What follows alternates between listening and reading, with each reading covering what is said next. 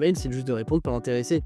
Et moi, ce qui m'épuise un petit peu sur le call mailing, c'est que obtenir des réponses, c'est pas le problème parce qu'au bout d'un moment, tu en obtiens.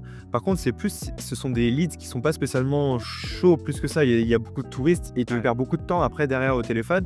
Là où, par exemple, avec Google Ads, quand je bosse avec vous, je sais que la personne qui m'a contacté, eh bien, elle est ultra chaude et c'est assez facile de l'emmener sur une de nos formations.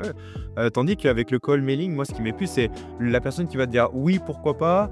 On va lui renvoyer un mail pour bloquer un rendez-vous, il va le décaler parce que c'est pas prioritaire. Ouais. Et en fait, c'est toute cette question de gestion Setting, closing, c'est des nouveaux métiers qui sont apparus récemment, qui sont super, le setting et le closing.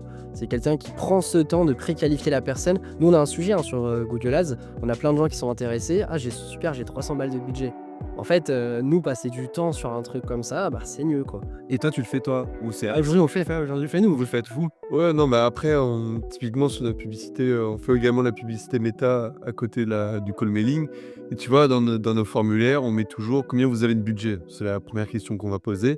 Et en fait, si la personne elle nous répond moins de 500 euros par mois, donc généralement en plus c'est moins de 500 euros par mois, tout compris, frais d'agence plus publicité. La personne, je l'appelle, je lui dis bon voilà, vous avez rempli un formulaire, vous avez précisé que vous avez moins de 500 euros de budget. Je commence par ça directement. Ah non, mais moi je commence pas. Ah ouais, ouais. Parce que la dernière fois, j'ai eu le malheur d'une personne, je savais très bien qu'elle avait pas de budget. Du coup, ma première question, parce qu'il y a rien de pire que de passer 20 minutes au téléphone avec quelqu'un qui va te dire j'ai pas le budget. Ma première question, ça a été mais vous souhaitez financer comment cette formation? Et là, il s'est énervé. Il m'a dit oui, comment ça se fait que c'est la première question que vous me posez, etc. Alors que finalement, ça m'a juste fait gagner du temps. Parce que la finalité, c'est est-ce que tu as le budget? Et il m'a dit non.